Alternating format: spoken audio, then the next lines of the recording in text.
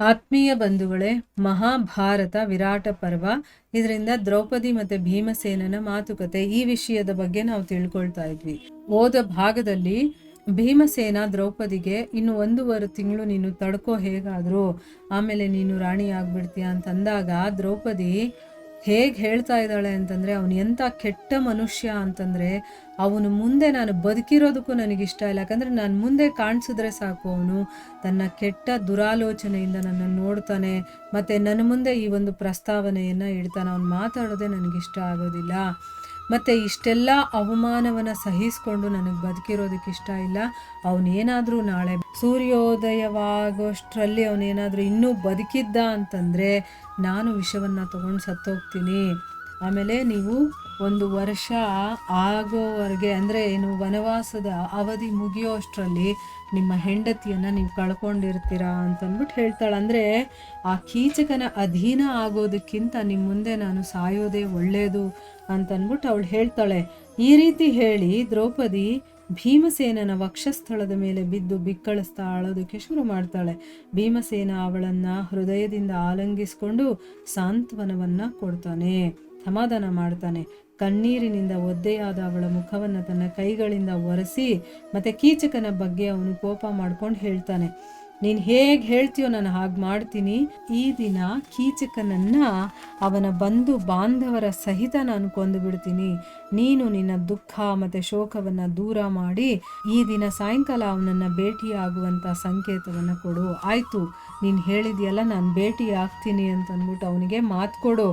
ರಾಜ ವಿರಾಟ ಕಟ್ಟಿಸಿರುವಂಥ ಹೊಸ ನೃತ್ಯ ಶಾಲೆ ಇದೆಯಲ್ಲ, ಅಲ್ಲಿ ಹಗಲಲ್ಲಿ ಕನ್ಯೆಯರು ನೃತ್ಯವನ್ನು ಕಲಿತಾರೆ, ಆದರೆ ರಾತ್ರಿಯಲ್ಲಿ ತಮ್ಮ ಮನೆಗಳಿಗೆ ಹೊರಟೋಗ್ತಾರೆ. ಅಂದರೆ ಅಲ್ಲಿ ಯಾರೂ ಇರೋದಿಲ್ಲ ಅಂತ. ಅಲ್ಲಿ ಒಂದು ಬಹಳ ಸುಂದರವಾದಂತಹ ಮಜಬೂತಾದಂಥ ಒಂದು ಮಂಚ ಕೂಡ ಇದೆ.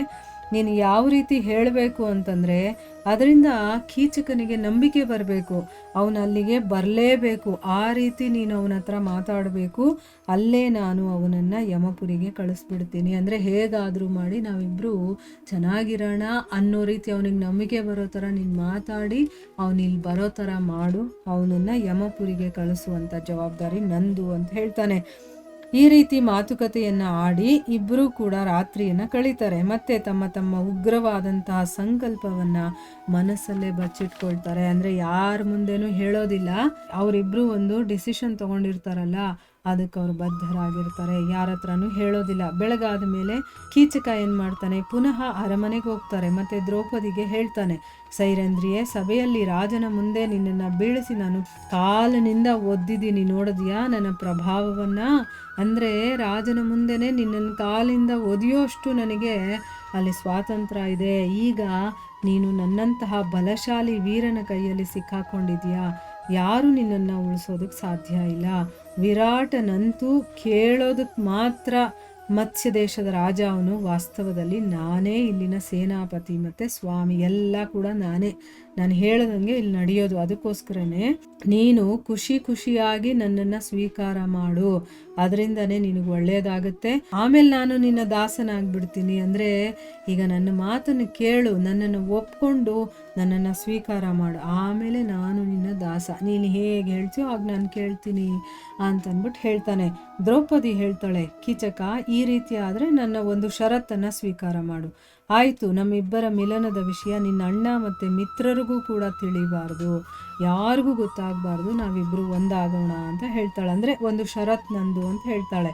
ಅದಕ್ಕೆ ಕೀಚಕ ಹೇಳ್ತಾನೆ, ಸುಂದರಿ, ನೀನು ಹೇಗೆ ಹೇಳ್ತೀಯೋ ಹಾಗೆ ಮಾಡ್ತೀನಿ ಅಂತಂದ್ಬಿಟ್ಟು. ಅದಕ್ಕೆ ದ್ರೌಪದಿ ಹೇಳ್ತಾಳೆ, ರಾಜ ನೃತ್ಯ ಶಾಲೆಯನ್ನು ಕಟ್ಸಿದಾನಲ್ಲ, ಅದು ರಾತ್ರಿಯಲ್ಲಿ ಖಾಲಿಯಾಗಿರುತ್ತೆ, ಅದರಿಂದನೇ ಕತ್ಲಾದ್ಮೇಲೆ ನೀನು ಅಲ್ಲಿಗೆ ಬಂದ್ಬಿಡು ಅಂತ ಹೇಳ್ತಾಳೆ. ಈ ರೀತಿ ಕೀಚಕನ ಜೊತೆ ಮಾತಾಡ್ತಾ ಇರಬೇಕಾದ್ರೆ ದ್ರೌಪದಿಗೆ ಅರ್ಧ ದಿನ ಕೂಡ 1 ತಿಂಗಳ ಹಾಗೆ ಅನಿಸೋದಕ್ಕೆ ಶುರುವಾಗುತ್ತೆ. ಅಂದರೆ ಯಾವಾಗ ರಾತ್ರಿ ಆಗುತ್ತೋ, ಯಾವಾಗ ಇವನು ಸಾಯ್ತಾನೋ ಅನ್ನೋ ರೀತಿ ಅವಳಿಗೆ ಅನಿಸೋದಕ್ಕೆ ಶುರುವಾಗುತ್ತೆ. ಆಮೇಲೆ ಅವನು ದರ್ಪದಿಂದ ತುಂಬಿ ಅವನ ಮನೆಗೆ ಹೋಗ್ತಾನೆ. ಅವನು ಖುಷಿ, ದ್ರೌಪದಿ ಒಪ್ಕೊಂಡ್ಬಿಟ್ಲಲ್ಲ ಅಂತಂದ್ಬಿಟ್ಟು. ಆ ಮೂರ್ಖನಿಗೆ ಗೊತ್ತಿಲ್ಲ ಸೈರೇಂದ್ರಿಯ ರೂಪದಲ್ಲಿ ತನ್ನ ಮೃತ್ಯುನೇ ತನ್ನ ಮುಂದೆ ಬಂದಿದೆ ಅಂತಂದ್ಬಿಟ್ಟು. ಈ ಕಡೆ ದ್ರೌಪದಿ ಪಾಕಶಾಲೆಗೆ ಹೋಗಿ ತನ್ನ ಪತಿ ಭೀಮಸೇನನನ್ನು ಭೇಟಿಯಾಗಿ ಹೇಳ್ತಾಳೆ, ಪರಂತಪನೆ, ನೀವು ಹೇಳಿದ ಹಾಗೆ ನಾನು ಕೀಚಕನನ್ನು ನೃತ್ಯ ಶಾಲೆಯಲ್ಲಿ ಬಂದು ಭೇಟಿಯಾಗು ಅಂತ ಹೇಳಿದ್ದೀನಿ. ಅವನು ರಾತ್ರಿಯಲ್ಲಿ ಆ ಮನೆಗೆ ಒಂಟಿಯಾಗಿ ಬರ್ತಾನೆ, ಅದಕ್ಕೋಸ್ಕರನೇ ಈ ದಿನ ಅವನನ್ನು ನೀವು ಖಂಡಿತವಾಗಿ ಕೊಂದು ಬಿಡಬೇಕು ಅಂತ ಹೇಳ್ತಾಳೆ. ಅದಕ್ಕೆ ಭೀಮಸೇನ ಹೇಳ್ತಾನೆ, ನಾನು ಧರ್ಮ, ಸತ್ಯ ಮತ್ತು ಸೋದರರ ಶಪಥವನ್ನು ತಗೊಂಡು ಹೇಳ್ತಾ ಇದ್ದೀನಿ, ಅಂದರೆ ಅವರು ಆಣೆ ಮಾಡಿ ಹೇಳ್ತಾ ಇದ್ದೀನಿ. ಇಂದ್ರ ಯಾವ ರೀತಿ ವೃತ್ರಾಸುರನನ್ನು ಕೊಂದನೋ ಅದೇ ರೀತಿ ನಾನು ಕೂಡ ಕೀಚಕನ ಪ್ರಾಣವನ್ನು ತಗೊಳ್ತೀನಿ. ಮತ್ಸ್ಯ ದೇಶದ ಜನರೇನಾದರೂ ಅವನ ಸಹಾಯಕ್ಕೆ ಬಂದರೆ, ಅಕಸ್ಮಾತ್ ಗೊತ್ತಾಗಿ ಅವರೇನಾದರೂ ಬಂದರೆ ಅವ್ರನ್ನೂ ಕೂಡ ಕೊಂದು ಬಿಡ್ತೀನಿ. ಇದಾದ ಮೇಲೆ ದುರ್ಯೋಧನನನ್ನು ಕೊಂದು ಪೃಥ್ವಿಯ ರಾಜ್ಯವನ್ನು ಪಡ್ಕೊಳ್ತೀನಿ. ಈಗ ಅವನಿಗೆ ತುಂಬ ಕೋಪ ಬಂದ್ಬಿಟ್ಟಿದೆ. ಅದಕ್ಕೆ ಅವನು ಆ ರೀತಿಯೆಲ್ಲ ಹೇಳ್ತಾ ಇದ್ದಾನೆ. ದ್ರೌಪದಿ ಹೇಳ್ತಾಳೆ, ನಾಥ, ನೀನು ನನಗೋಸ್ಕರ ಸತ್ಯದ ತ್ಯಾಗವನ್ನು ಮಾಡಬೇಡ. ಅಂತಂದ್ರೆ ಏನು?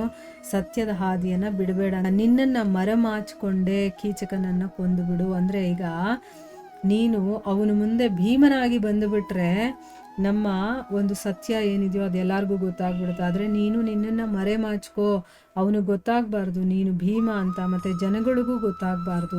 ಆ ರೀತಿ ನೀನು ಅವನನ್ನು ಕೊಲ್ಲಬೇಕು. ಅದಕ್ಕೆ ಭೀಮಸೇನ ಹೇಳ್ತಾನೆ, ನೀನು ಏನು ಹೇಳ್ತೀಯೋ ಅದನ್ನೇ ನಾನು ಮಾಡ್ತೀನಿ. ನಾನು ಈ ದಿನ ಕೀಚಕನನ್ನು ಅವನ ಬಂಧುಗಳ ಸಹಿತ ನಾಶ ಮಾಡ್ತೀನಿ. ನಾನು ಅವನನ್ನು ಕೊಲ್ಲೋದನ್ನು ಯಾರಾದರೂ ತಡೆಯೋಕ್ಕೆ ಬಂದರೆ, ಅವನ ಬಂಧು ಬಾಂಧವರು ಯಾರೇ ಆಗಿರ್ಬೋದು, ಅವ್ರನ್ನೆಲ್ಲರನ್ನೂ ಕೂಡ ನಾನು ಕೊಂದು ಬಿಡ್ತೀನಿ ಅಂತಂದ್ಬಿಟ್ಟು ಅವನು ಹೇಳ್ತಾನೆ. ಇಲ್ಲಿಗೆ ನಾವು ನಿಲ್ಲಿಸೋಣ. ಹರೇ ಕೃಷ್ಣ.